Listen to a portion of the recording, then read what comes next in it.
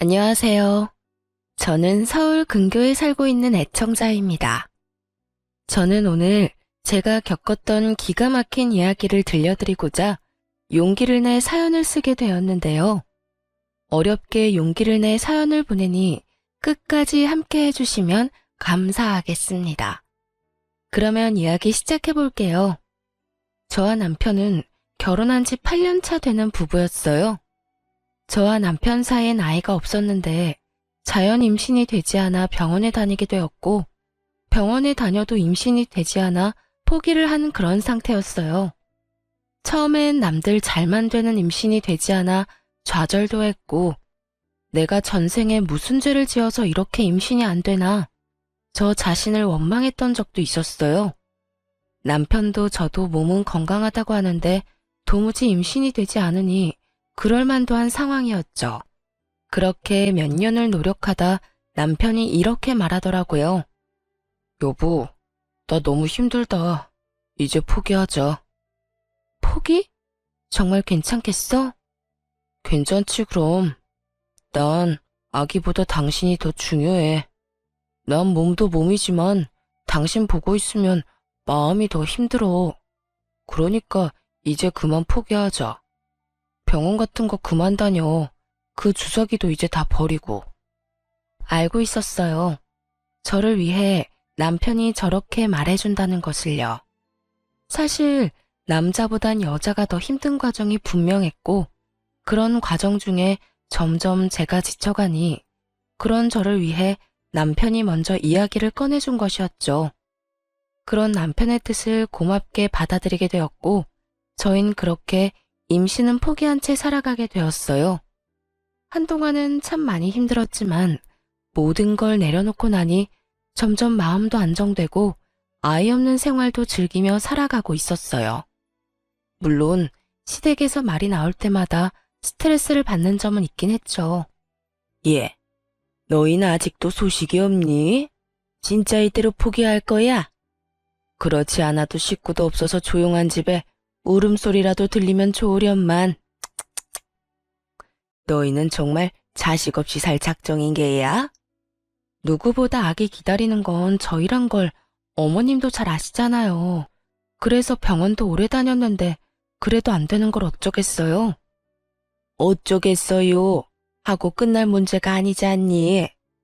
이젠 아들도 필요 없으니 딸이라도 하나 낳아줬으면 좋겠단 심정이다. 나만 이러니? 나만 이래? 남들 다 가지는 애가 너희는 왜 그렇게 힘든 거니? 병원에 그렇게 다녔으면 한 번쯤이라도 임신이 될 법도 한데 그것마저도 안 되니 돈은 돈대로 날리고 힘은 힘대로 빠지고. 이게 도대체 뭐 하는 짓이냐고? 어쩔 수 없죠. 노력해도 안 되니 이젠 마음 편히 먹고 기다려보려고요. 너는 속 편해서 좋겠다. 나는 이렇게 애가 타는데 넌 그렇게 속 편해서 좋겠다고. 내려놨다고 한들 저라고 마냥 속이 편할 리가 없는데 시모는 꼭 저런 식으로 답답함을 분출했어요. 전 이 정도는 참을 수 있다고 생각했어요. 시댁엔 시모 혼자 계셨는데 시모 말대로 아이라도 있었으면 가끔 보는 손주 재미라도 있었을 텐데 그 재미도 없으니 저런 말 정도는 할 수 있다고 생각하며 이 정도는 그러려니 하고 넘길 수 있었어요. 하지만 도저히 넘길 수 없는 문제가 생겨나고 말았습니다. 시댁엔 제사가 많은 편이었는데 그 중에서도 단연 시부제사는 중요한 집안 행사였습니다. 시모는 늘 저에게 조상한테 잘하면 그게 다 우리한테로 돌아오는 거야. 그러니까 음식 준비하면서 나쁜 생각하지 말고 귀찮다고 생각하지도 말거라. 좋은 마음으로 정성껏 준비해야 한다니 말이야. 특히 네 시아버지 제사상 준비할 때는 더 정성을 쏟아야 한다. 음식도 살아생전 네 시아버지가 좋아했던 것도 추가해서 올리고. 라고 제사를 강조하곤 했고 저 역시 며느리 된 도리는 지키고자 시부 제사 땐 더 신경을 쓰는 편이었죠. 시부 제사가 있는 날엔 아침 일찍부터 시댁으로 가 제사 음식을 정성껏 마련하고 시댁에서 시간을 보내곤 했으니까요. 그러던 어느 날 아빠가 갑작스러운 사고로 인해 돌아가시게 되셨어요. 외동딸인 저를 너무나 사랑하며 키워주신 아빠의 죽음은 너무나도 갑작스러웠으며 너무나도 저를 절망스럽게 만들었습니다. 모든 자식이 그러하듯 저 역시 많이 보답하지 못한 마음에 후회스럽기도 했고 더는 따뜻한 아빠 품에 안길 수 없다는 사실이 너무나도 힘들었어요. 그렇게 1년 가까이 저는 슬픔에 잠겨 있었고 남편은 그 시간 동안만큼은 누구보다 다정하게 저를 챙겨주었어요. 남자가 나쁘끄럽게 꽃 같은 거 들고 돌아다니는 거 아니라던 사람이 한아름 꽃을 사와 안기기도 하고 10년이 넘는 세월 동안 장모님께 애교 한번 부려본 적 없는 사람이 친정엄마의 팔짱을 끼고 우리 집에 모셔오기도 했고요. 장모님, 오늘은 저희 집에서 주무시고 가는 겁니다. 아니야, 그냥 밥만 먹고 갈게. 내가 여기서 자면 정서방 불편해서 안 돼. 불편하기는요. 요즘 집사람도 영 힘이 없어서 저도 힘이 없는데 장모님 계시면 집사람이 웃기도 하잖아요. 저한텐 그것만큼 힘나는 일이 또 없는걸요. 그러니까 오늘은 무슨 일이 있어도 주무시고 가셔야 합니다. 제가 특별히 집사람 옆자리도 양보해 드릴게요. 그래? 정서방이 정 그렇다면 오늘은 자고 갈게. 이렇듯 엄마를 모시고 오는 날이면 어떻게 해서든 엄마를 제 옆에서 자게 했고 그런 남편을 보며 저 역시 웃는 날이 생겨나고 있었어요. 돌아온 아빠의 기일날엔 슬프기는 했지만 처음보단 많이 무뎌진 감정으로 제사를 맞이할 수 있었어요. 아빠의 첫 제사이다 보니 제가 모시고 싶었고 남편에게 이런 제 뜻을 말하니 남편도 흔쾌히 알겠다고 하더라고요. 여보, 이제 곧 아빠 기일인 거 알지? 그럼 알지. 얼마 안 남았잖아. 왜? 나 우리 아빠 제사 우리 집에서 지내고 싶어. 첫 제사이기도 하고 내가 차려드려야 마음이 편할 것 같아. 뭘 그런 걸 묻고 그래. 당신이 장인어른 제사 챙기는 건 당연하지. 뭐든 당신이 하고 싶은 대로 마음 가는 대로 다 해. 난 상관하지 말고, 알겠지? 남편은 제 손을 꽉 잡아주며 제가 원하는 건 뭐든 다 하라고 해주더라고요. 앞으로도 우리가 모시자고까지 해주었고요. 그렇게 저와 남편은 한사코 와서 돕겠다는 엄마를 오지 못하게 하고 제사 준비를 시작했어요. 한창 준비하고 있는데 시모에게서 연락이 왔더군요. 요즘 뭐 하고 지내니? 뭐 하고 살길래 연락 한 통이 없어? 죄송해요. 아시다시피 아빠 돌아가시고 제가 정신이 없었어요. 돌아가신 지가 언젠데 언제까지 그러고 있을 거야? 그러고 보니 사돈 돌아가신 게 작년 이맘때 아니니? 네, 오늘이 기일이어서 그렇지 않아도 제사 준비하고 있어요. 전 당연하다 생각했기에 아무렇지 않게 말했는데 시모는 들어선 안 될 말을 들은 사람처럼 화들짝 놀라며 되묻더라고요. 뭐? 뭐를 한다고? 아빠 제사 준비한다고요. 왜 그러세요? 무슨 문제라도 있을까요? 문제가 많지. 네가 왜 그 제사 준비를 해? 너 출가 외인이야. 그런 네가 왜 친정 제사를 지내냐고. 그게 말이 된다고 생각하니? 정작 말 같지도 않은 말을 하는 사람이 누군데 저에게 이딴 말을 하나 싶더라고요. 요즘 같은 세상에 시댁 친정이 어디 있다고 이런 말을 하는지. 거기에다 시댁 제사엔 그렇게 온갖 정성을 쏟으면서 다른 사람도 아닌 친정아빠의 제사를 챙기지도 못하게 하는 시모를 보며 정말 오만정이 떨어진다는 말이 어떤 건지 단번에 알겠더라고요. 전 말도 안 되는 말을 해대는 시모에게 제 감정을 숨기지 않고 표출했어요. 어머님, 저 외동딸이에요. 저 아니면 제사 준비할 사람도 없는데 당연히 제가 해야죠. 제가 시댁 제사는 다 준비하고 지내는데 저희 아빠 제사 하나 못 지내드리는 게 말이 된다고 생각하세요? 시댁은 시댁이고 친정은 친정이야. 네가 우리 집에 시집 온 지가 10년이 훌쩍 넘었는데 그 정도면 넌 이제 친정하고 연을 끊었다고 봐야지. 어찌됐든 난 절대로 싫으니까 당장 다 때려치우거라. 싫은데요. 이건 어머님이 뭐라고 하시든 제 마음대로 할 거니까 이래라 저래라 하지 마세요. 너 기어코 내가 가서 그 상을 다 엎어야 그만할 거야? 시모는 고래고래 고함을 질러댔고 잠자코 옆에서 듣고 있던 남편이 전화기를 가지고 가 한바탕 난리를 부리더라고요. 엄마, 진짜 적당히 좀 해, 적당히. 이 사람이 장인어른 제사상 좀 차리겠다는데 왜 엄마가 하라 말아야? 당연히 이 사람이 해야 하는 일이잖아. 이 사람 아니면 할 사람도 없고. 너 지금 엄마한테 소리쳤니? 어떻게 다른 것도 아니고 네 마누라 편 든다고 엄마한테 소리를 질러? 난 지금 마누라 편 든다고 엄마한테 소리를 지르는 게 아니라 엄마가 잘못된 행동으로 집사람을 괴롭히니까 소리를 지르는 거야. 만약 집사람이 엄마한테 잘못하면 똑같이 할 거고. 그러니까 이런 걸로 트집 잡지 말고 앞으로 그런 말 할 거면 집사람한테 연락도 하지 마세요. 연락도 하지 마? 뭐? 연이라도 끊으란 말이야? 지금 엄마 말이 그렇잖아. 집사람한텐 자식돌이도 하지 말라고 하면서 엄마는 우리한테 자식돌이 하길 바래? 그건 너무 이기적이지 않아? 하여튼 집사람이 장인어른 제사 지내는 거 가지고 이래라 저래라 하지 마. 계속 그러면 우리도 자식돌이 안 해도 된다는 뜻으로 알고 평생 아빠 제사에도 안 갈 거고 엄마가 죽어도 제사상 안 차려드릴 거야. 시모는 화가 많이 난 듯 일방적으로 전화를 끊어버렸고 남편은 전화기를 들고 연신 한숨을 쉬더라고요. 이런 상황이 곤란하기도 피곤하기도 하다는 듯이요. 다시 이런 일로 당신 괴롭히면 참지 말고 할 말 다 해. 내가 다 막아주려고 노력하겠지만 언제 어디서 어떤 말을 듣게 될지 아무도 모르는 일이잖아. 당신도 마냥 참지 말고 할 말은 다 해야 당신이 상처를 덜 받아. 알겠지? 알겠어.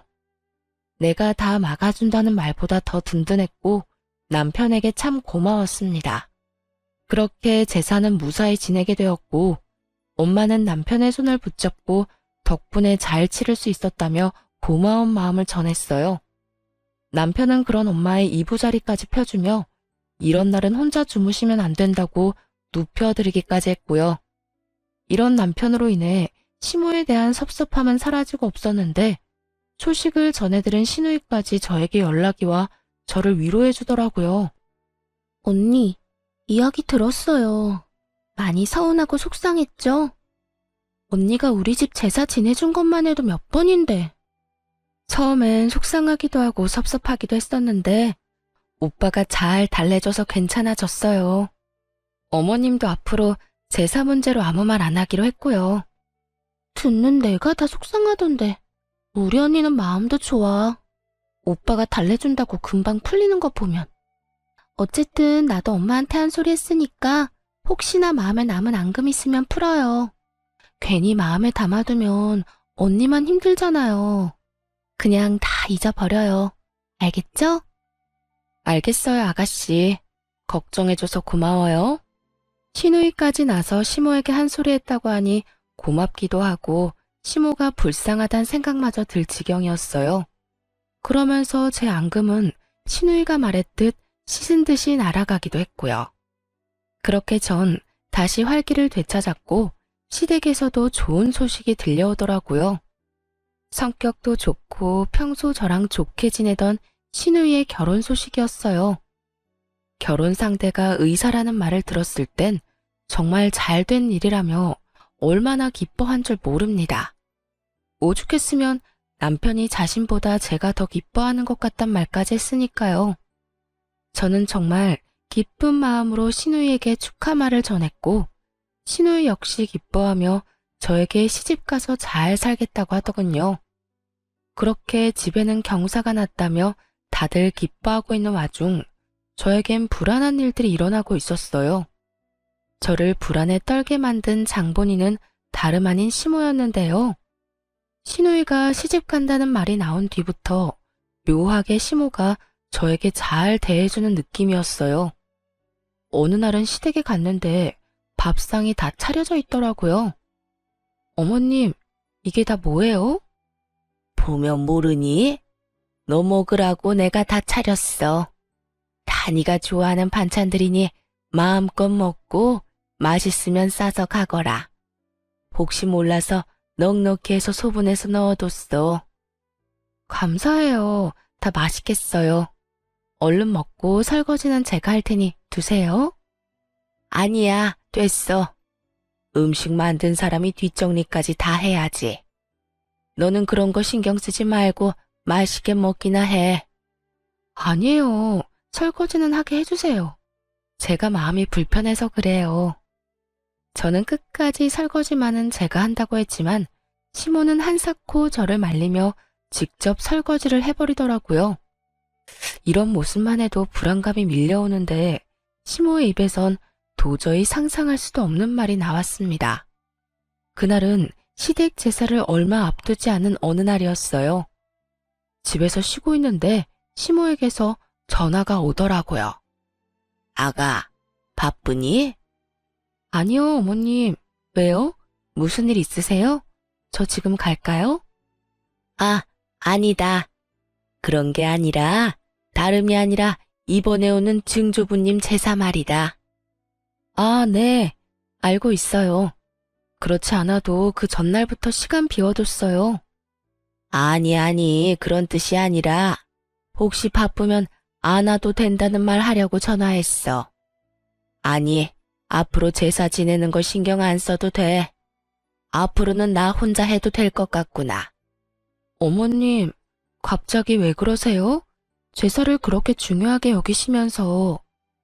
생각해보니까 요즘에 우리 집처럼 제사 많이 지내는 집도 없고 너도 8년이나 했으면 할 만큼 했다 싶어서 말이야.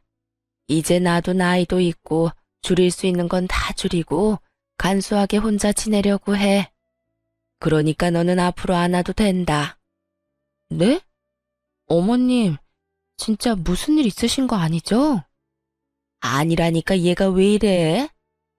이상하잖아요.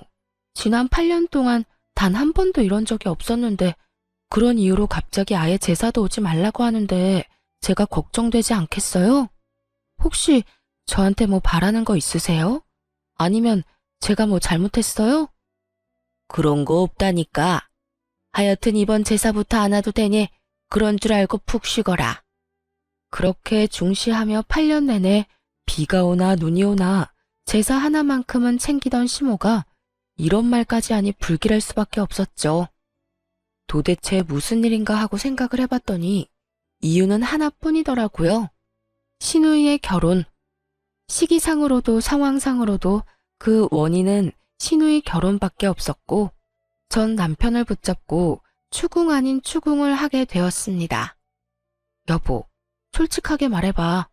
어머님, 나한테 뭐 바라는 거 있으시지? 어? 우리 엄마가? 갑자기 왜? 글쎄 이상하잖아. 8년 내내 나한테 밥상 받아먹던 분이 요즘 따라 집에 불러서 가보면 밥상이 떡하니 차려져 있기도 하고 요즘엔 나한테 설거지도 안 시키셔. 그것뿐인 줄 알아? 그렇게 제사 노래를 부르던 어머님이 그제는 갑자기 연락이 와서 제사로 오지 말라고 하더라니까. 당신 같으면 이상하지 않겠어? 난 지금 이 상황이 굉장히 이상하거든. 그러니까 솔직하게 말해봐. 아가씨 결혼 때문에 나한테 뭐 바라는 거 있으시지? 왜? 가전이나 가구 사달래? 냉장고? 아니면 세탁기? 아니면 침대? 뭔데? 말해봐. 아니야. 바라긴 뭘 바래. 그런 거 아니니까 신경 쓰지 마. 그냥 이제서야 당신한테 그렇게 해주고 싶으셨겠지. 남편은 한사코 아니라며 손사래를 쳤지만 저는 아닌 게 아니란 걸 알 수 있었어요. 지나치게 화들짝 놀라는 모습과 말을 더듬은 것이 딱 남편이 거짓말할 때 나오는 모습이었거든요. 여보, 그냥 솔직하게 말해봐. 나 화 안 내. 난 당신이 거짓말하고 나한테 숨기는 게 제일 싫어. 그러니까 말해봐, 솔직하게. 전 남편을 끝까지 닥달했고, 제 눈치를 살피던 남편이 무거운 입을 열었어요. 그, 그게 사실은 엄마가 혜은이 집이라도 해서 보내주고 싶나 봐. 집? 왜? 상대방 집안에서 집까지 해오라고 한대? 그런 건 아닌데, 의사 집안에 시집 가는데 집이라도 해가야 혜은이 기가 좀 살지 않겠냐고 말이야. 그러면서 하는 말이 장인어른 사망보험금으로 혜은이 집 한 채 해달라고 하더라고. 물론 나는 그 자리에 펄쩍 뛰면서 안 된다고 했어. 혜은이도 그 말 나오자마자 그건 절대 안 되는 일이라고 했고. 당신한테 아무 말도 안 한 건 혹시나 당신이 오해할까봐 그랬어.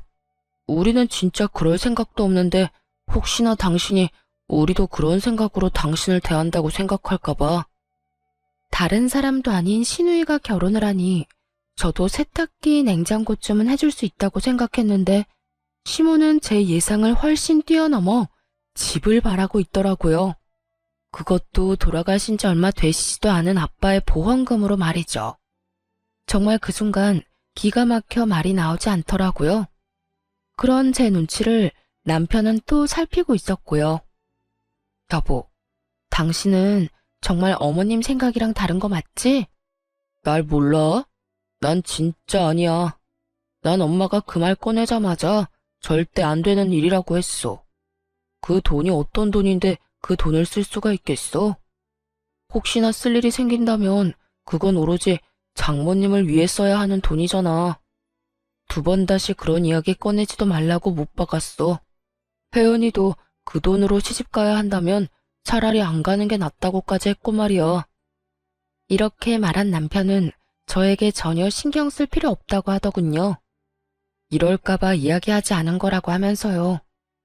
이야기를 들어보니 신우이 역시 친정아빠 보험금을 노리는 것 같지 않았고 오로지 시모 혼자 헛된 꿈에 빠져 난리를 부리는 듯 했어요. 전 남편의 말대로 신우이의 결혼엔 신경 쓰지 않고 지냈고 그렇게 제가 아무런 연락도 없으니 답답한 시모가 직접 이야기를 꺼내고자 연락이 왔더라고요.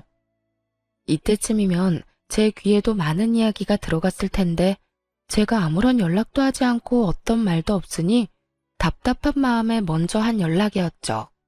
아가, 잘 지내니? 요즘 왜 연락이 없어?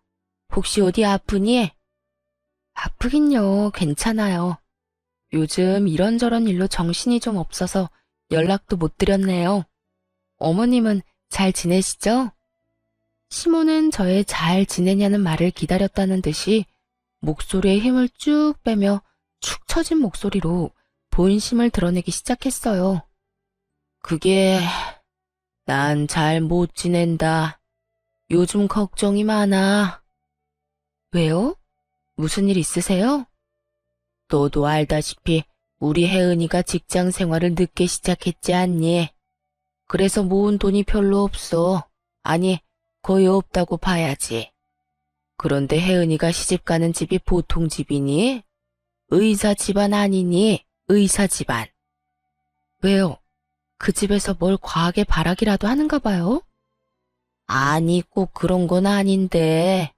그런 집안에 시집 보내는데 덜렁 몸만 보낼 수도 없는 노릇이고 그렇다고 우리가 도와줄 형편이 되는 것도 아니고 그래서 말인데 아가, 네가 좀 도와주면 안 되겠니? 더도 말고 덜도 말고 딱 집 한 채만 네가 해주면 참 좋을 것 같아. 큰 집도 필요 없어. 딱 30평대 아파트면 어떻게 우리 혜은이 기 좀 펴고 살 것 같은데. 어떻게 안 되겠니? 시모는 30평대 아파트가 사고 싶다고 마음만 먹으면 살 수 있다는 듯 별것 아닌 것처럼 말을 하더라고요. 그 모습에 전 더 어이가 없었고 이런 문제일수록 확실히 말해야 했기에 전 돌리지 않고 대답을 해주었어요. 어머님, 30평대 아파트가 한두 푼도 아니고 저 그런 돈 없어요. 그리고 돈이 준비되는 집안이면 집을 준비해서 가는 것도 좋겠지만 그럴 상황이 안 되면 두 사람이 잘 이야기 나눠서 두 사람 힘으로 모아서 집을 마련해야 하지 않겠어요? 혜은이가 가진 게 없는데 뭘 모아서 집을 마련해? 그리고 모은 게 있다고 한들 어떻게 그 집에 신혼집 마련할 돈을 내놓으라고 하냐고. 그 집안이 보통 집안이 아니라고 했잖아.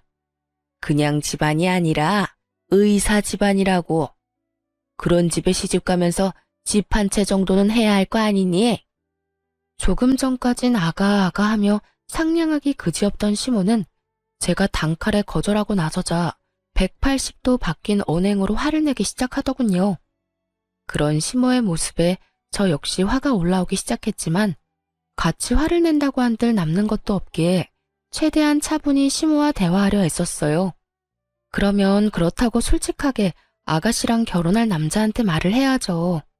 저한테 이렇게 돈 내놓으라고 할 게 아니라요. 글쎄 그렇게 해서 결혼하면 우리 혜은이가 평생 기죽어서 살 거 아니니? 나는 그 꼴은 못 본다. 그러니까 잔말 말고 네가 집 한 채 마련해줘. 그러면 될 문제인데 왜 이렇게 일을 키우니? 너 돈이 있지 않니? 돈이 없는 것도 아니면서 왜 이렇게 쪼잔하게 굴어? 평소에 너랑 혜은이랑 사이가 안 좋은 것도 아니고 사이도 좋으면서 왜 이렇게까지 째째하게 구냔 말이야? 사이 좋은 거랑 집 한 채 해주는 거랑은 별개예요. 그리고 저한테 그런 큰 돈이 어디 있어요? 있잖아. 네 아빠 사망보험금. 사돈 돌아가시면서 사망보험금 많이 받은 거 나도 다 안다. 내가 네 아빠 제사도 지내게 해줬는데 넌 고작 집 한 채 못 해주니? 결국 시모의 입에서 아빠의 사망보험금 이야기가 나오고야 말았고 더는 화를 참을 필요가 없다고 생각했어요. 다른 것도 아닌 아빠의 목숨값을 자격도 없는 시모가 저리도 당당하게 요구하는 모습을 보며 참을 필요성이 사라졌기 때문이었죠. 저한테 사망보험금이라도 맡겨두셨어요? 그런 것도 아니면서 어쩌면 이렇게 당당하게 요구하세요? 그 돈 다른 것도 아니고 저희 아빠 목숨값이에요. 그 목숨값으로 아가씨 아파트나 사주라고요? 제가 왜 그래야 하는데요? 저는 그러고 싶지 않아요. 저 아가씨 좋아하는 거 맞는데 그래도 아닌 건 아니죠.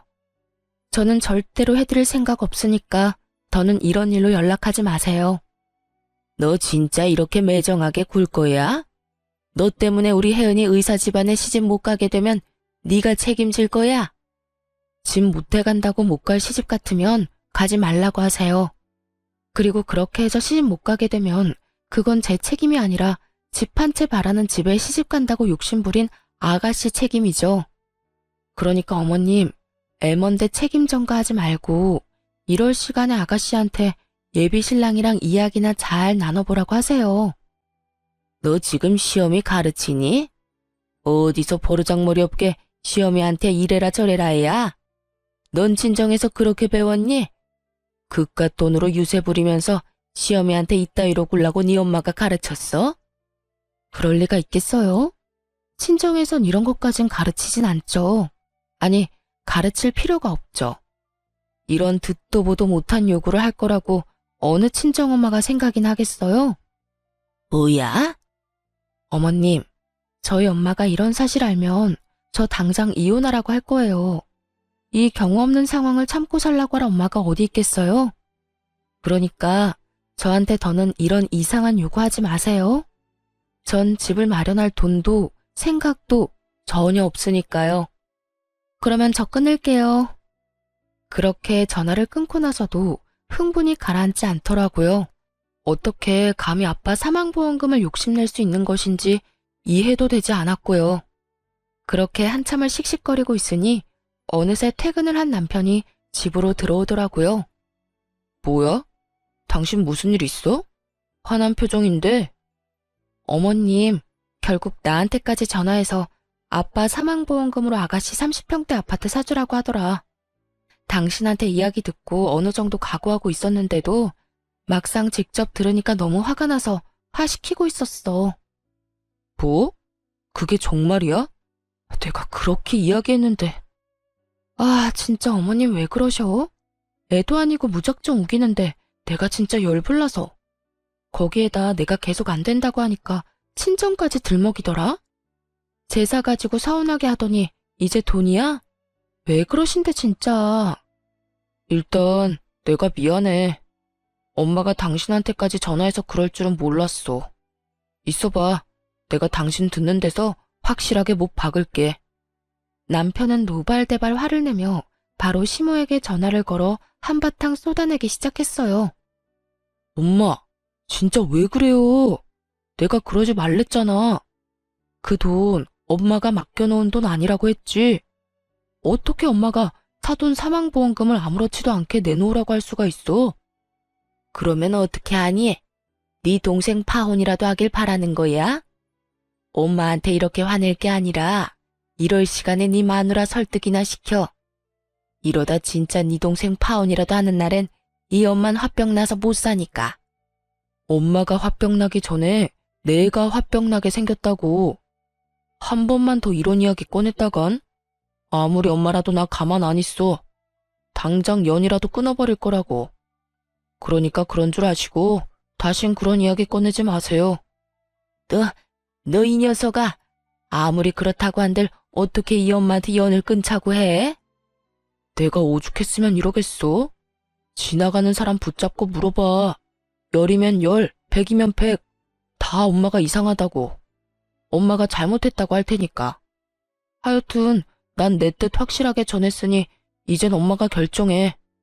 계속 말도 안 되는 요구해서 아들 며느리랑 연 끊고 살아갈지 아니면 우리 보살핌 받으면서 살아갈지. 시모에게 한바탕 쏟아낸 남편은 그래도 화가 풀리지 않는지 이번엔 시누이에게 전화를 걸어 시모가 한 짓을 알려주며 한바탕 쏟아냈어요. 혜은아, 오늘 엄마가 네 언니한테 전화해서 너한테 아파트 한 채 사주라고 했다더라. 너 알고 있었어? 아, 뭐? 그게 정말이야? 아, 진짜 엄마 왜 그래? 그 이야긴 그때 끝난 이야기잖아. 그러니까 넌 진짜 그 아파트를 그렇게까지 해서 마련하고 싶어? 그런 거 아니잖아. 넌 그런 생각조차 없는 거잖아. 내가 미쳤어? 다른 돈도 아니고 언니 아빠 사망보험금으로 내가 무슨 자격이 있다고 그 돈을 욕심내? 엄마 진짜 나만 곤란해지게 왜 그래? 너라도 그렇게 생각하니 그나마 다행이네. 일단 나는 절대 안 된다고 했는데 분위기 보니까 엄마 포기 안 할 것 같아. 그러니까 네가 전화 한 통해. 당사자인 네가 전화해서 그건 절대 말도 안 되는 일이라고 똑바로 말해주란 말이야. 알겠어? 응, 알겠어. 내가 말할게. 그렇게 전화를 끊어버린 후 남편과 저는 다신 이런 불미스러운 이야기는 나올 일이 없다고 생각했어요. 시누이가 나섰을 테니 더는 시모가 집집거리지는 않을 거라고 말이죠. 하지만 이 모든 건 저희의 착각이었습니다. 저희와 같은 생각을 가지고 있다고 믿어 의심치 않던 시누이는 다른 모습을 숨기고 있었더군요. 다음 날 남편이 출근할 시간에 맞춰 시누이에게 전화가 왔고 그 전화 한 통으로 시누이의 본 모습을 알게 되었어요. 언니, 오빠 출근했어요? 네, 방금 했어요. 왜요? 오빠한테 할 말 있어요? 시누이는 남편이 출근했다는 말을 듣자마자 목소리가 싹 바뀌더니 저에게 따져묻기 시작하더군요. 아니요.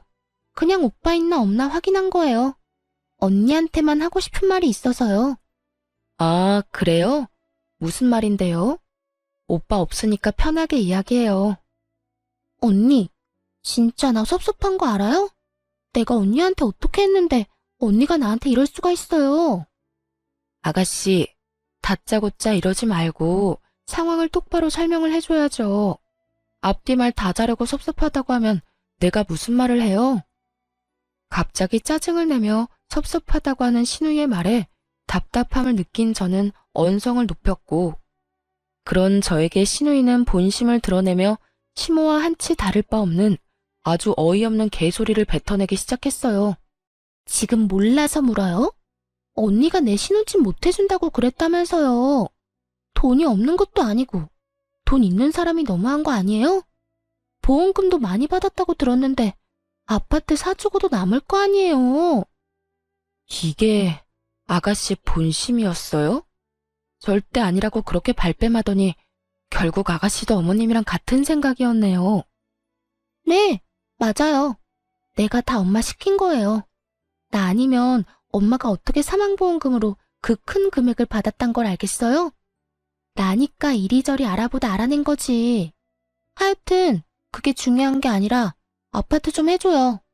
그냥 투자한다고 생각하고 해주면 되잖아요. 들어보니 시모가 그렇게 막무가내로 군 건 다 시누이 때문이었더군요. 시누이는 뒤에서 시모를 부추기며 저를 압박하고 있었고 본인은 시모의 뒤에 숨어 착한 척하고 있었던 것이었죠. 거기에다 남편이 알면 난리가 날 것이 분명하니 교묘하게 시모를 이용해 저에게 돈을 뜯어낼 계획이었던 것이죠. 그런데 끝까지 제가 버티며 싫다고 하자 더는 시모만 믿고 있을 수는 없다 싶었는지 남편이 없는 시간에 저를 압박하려고 전화를 걸었던 것입니다. 시누이는 시모보다 더 난리를 부리며 돈을 내놓으라고 우겨대고 있었고 전 밀려오는 배신감과 분노에 핏대를 세우며 말했죠. 그건 절대로 안 되니까 정신 좀 차려요. 아가씨가 어제 오빠한테 그랬죠? 그 돈이 어떤 돈인데 아가씨가 그 돈을 욕심낼 수 있겠냐고요. 그 말 그대로 돌려줄게요. 그 돈 내 돈 아니고 우리 친정엄마 돈이에요. 그런 엄마 돈을 내가 어떻게 욕심낼 수 있겠어요? 친정 돈이 언니 돈이고 그런 거 아니겠어요? 아니, 말이야 바른 말이라고. 친정엄마 돌아가시고 나면 그 돈 다 언니 돈 될 건데 미리 받아와서 좋은 일 좀 하면 되는 거잖아요. 시누이는 결국 하면 안 되는 말까지 짓거리고 있었고 결국 전 시누이에 대한 모든 대우를 내려놓게 되었습니다. 야, 지금 말 다 했어? 친정엄마 돌아가시면 다 내 돈이 된다고? 어떻게 그딴 말을 아무렇지 않게 할 수가 있어. 아무리 돈에 눈이 멀고 의사 남편에 환장했다고 해도 그런 말까지 하는 건 아니지. 왜요? 내가 틀린 말 했어요? 맞잖아요. 언젠간 죽는 게 사람인데 그 돈 쥐고 있어봤자 뭐해요? 필요한 사람 있으면 돕고 하는 거지. 야, 너나 필요하지 난 안 필요해. 내가 안 필요하면 쓸 필요도 없는 돈이고. 그리고 너 우리 친정에 돈 맡겨놨어? 뭐가 이렇게 당당해? 넌 양심도 없어? 양심이요? 가족끼리 무슨 양심 이야기까지 나와요. 이럴 때 돕고 사는 게 가족 아닌가요? 그런 게 가족이면 난 이제 너랑 가족 안 할게. 그간에 정이 있어서 웬만하면 좋은 말로 끝내려고 했더니 도저히 안 되겠네. 다신 나한테 연락도 하지 말고 나한테 뭘 바라지도 마. 가족이라고 생각하지도 말고. 아니 언니, 그렇게 화만 내지 말고 잘 생각해보라고요. 내가 잘 되면 다 좋은 일 아니에요? 그러니까 화만 내고 있을 시간에 친정에 가서 돈 좀 받아오라고요. 아 진짜 언니 그렇게 안 받는데 진짜 말이 안 통하네? 너야말로 말이 안 통하네. 한국말 모르니? 영어로 해줘? 나 너랑 가족 안 한다고. 그러니까 끊어. 전화를 끊은 후 곧바로 남편에게 전화를 걸어 모든 사실을 알리며 시댁 식구들과 연을 끊고 살겠다고 통보했어요. 제 말을 들은 남편 역시 득달같이 화를 내주며 자신 역시 연을 끊겠다고 했고요. 사실 남편까지 연을 끊겠다고 한 건 놀랍긴 했지만 자신의 가족이 그런 깡패 같은 짓을 하는 이 상황이 참 납득하기 어렵고 가족으로 두기도 싫다고 강하게 말하더군요. 무엇보다 시누이에 대한 배신감이 크다고도 했고요. 그럴만도 했죠. 앞에선 전혀 그렇지 않은 척 자신은 아무것도 모르는 척을 그렇게 했는데 실상은 이 모든 사건을 주동하고 있었으니 저뿐만 아니라 남편의 실망감이 클 수밖에 없었습니다. 그렇게 저희는 연을 끊자고는 했지만 그리 쉽게 단번에 끊어지지는 않더라고요. 저희가 연락을 끊고 찾아가지 않고 지냈지만 시모가 집으로 찾아와 버렸으니까요.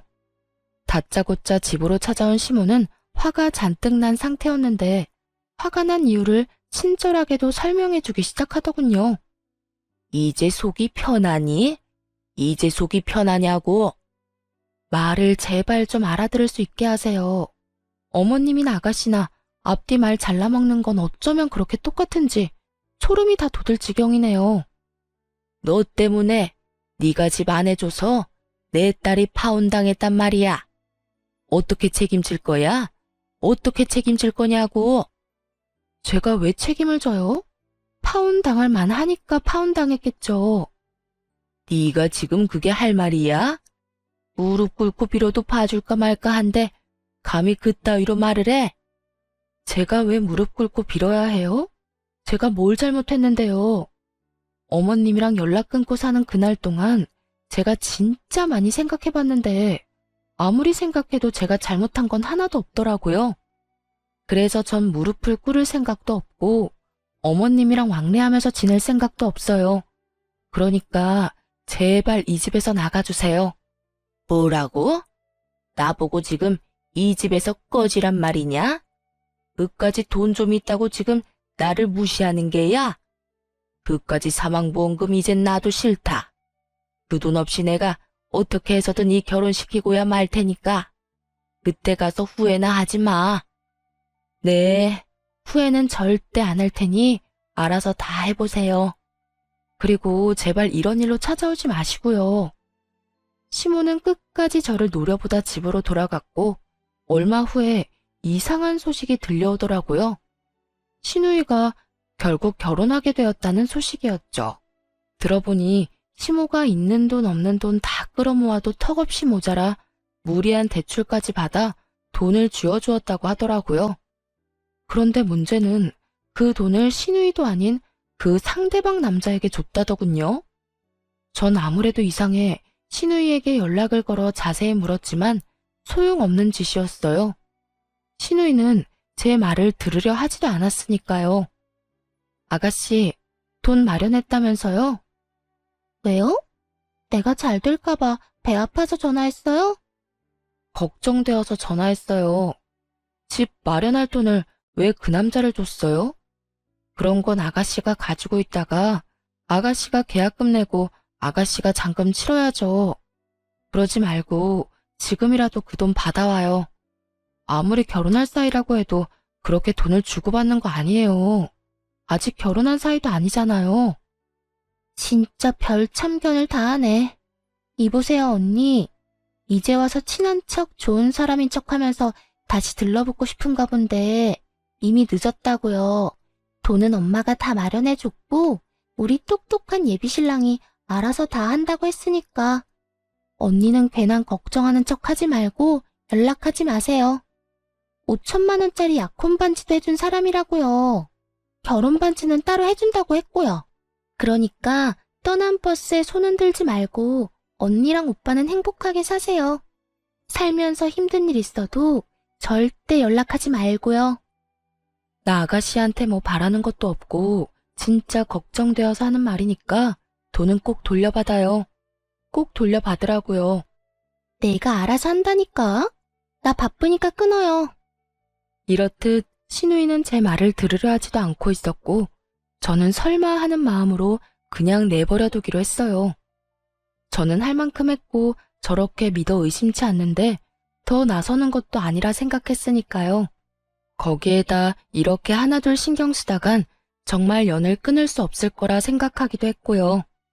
그 뒤로 저는 2번 다시 그쪽으로 신경 쓰지 않고 살았고 남편 역시 마찬가지였어요.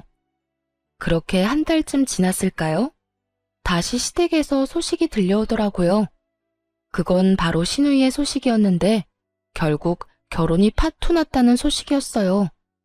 알고 보니 시누이의 예비신랑은 의사를 사칭하는 사기꾼이었다고 하더군요. 앞서 말했듯이 시모는 사기꾼인 남자를 어떻게 해서든 붙잡아 보려 있는 돈 없는 돈 대출까지 끌어다 돈을 갖다 주었고 사기꾼은 그 돈을 가지고 한동안은 시누이와 결혼 준비를 하는 척하다 하루아침에 사라져버렸다고 하더군요. 시누이가 그렇게 자랑하던 반지 역시 큐빅 반지였고 그 모든 것이 사기였던 것이었죠. 시모는 대출이자를 감당하지 못해 집을 팔았고 시누이도 반쯤 정신이 나가버려 시모가 새로 얻은 단칸방에서 술에 미쳐 살고 있다고 하더군요. 이 모든 소식을 작은아버님께 들은 남편이 씁쓸한 표정을 지으며 이렇게 말하더군요. 어쩌겠어. 다 자기 무덤 자기가 판 거지. 그러게 그 돈을 왜 사기꾼한테 다 줘버려? 당신이 그렇게까지 말렸으면 그때라도 생각이란 걸 해봤어야지. 내가 그때 좀 더 적극적으로 말렸어야 했었나 봐. 아니, 신고라도 할 걸. 아니다. 사람이라도 붙여볼 걸 그랬어. 됐어. 자책하지 마. 당신은 할 만큼 했어. 그러니까 그런 생각으로 당신 괴롭히지 마. 그래도 어쩔 수 없이 마음이 안 좋네.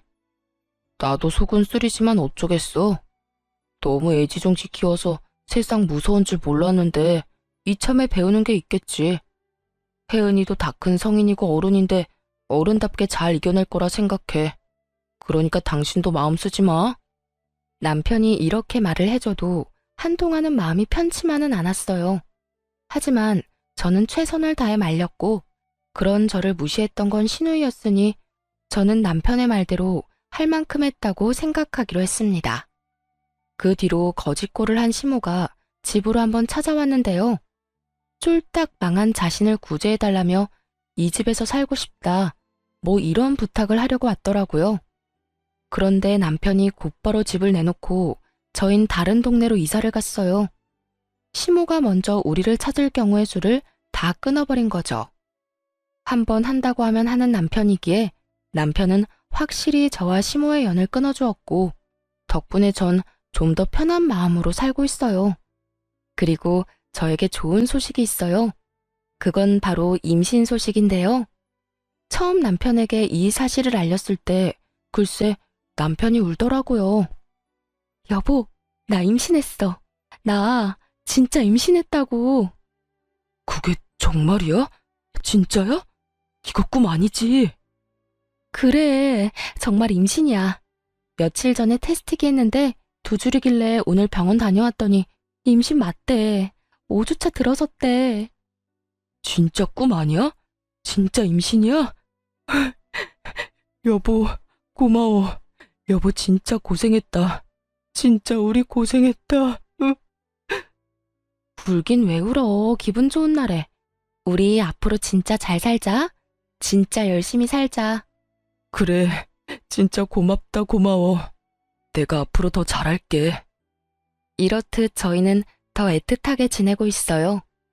늦은 나이 한 임신이라 뭐든 조심스럽고 때론 두려운 마음도 들지만 오래 기다리고 간절히 바랬던 만큼 그 누구보다 열심히 노력해서 아이와 남편과 함께 잘 살아보려고요.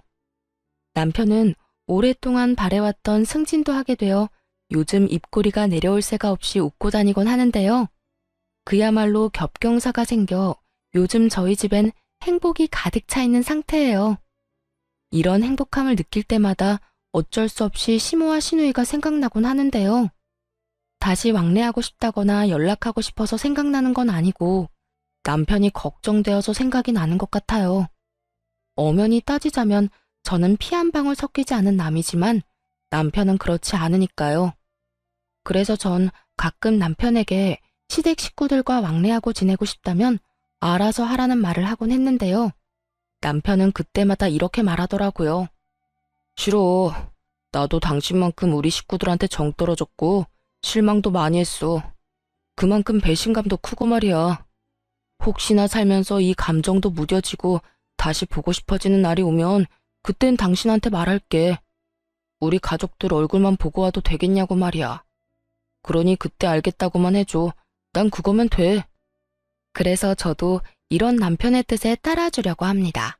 이제 떠나간 시댁을 걱정하지 말고 저희의 품에 찾아올 새로운 가족의 행복을 위해 살아가 보려고요. 그리고 그 많은 일들에도 제 옆을 지켜준 남편을 이젠 제가 지켜주려고 해요. 다들 응원해 주실 거죠? 저의 긴 사연도 끝이 났어요. 지금까지 저와 함께 해주셔서 감사합니다. 행복하세요.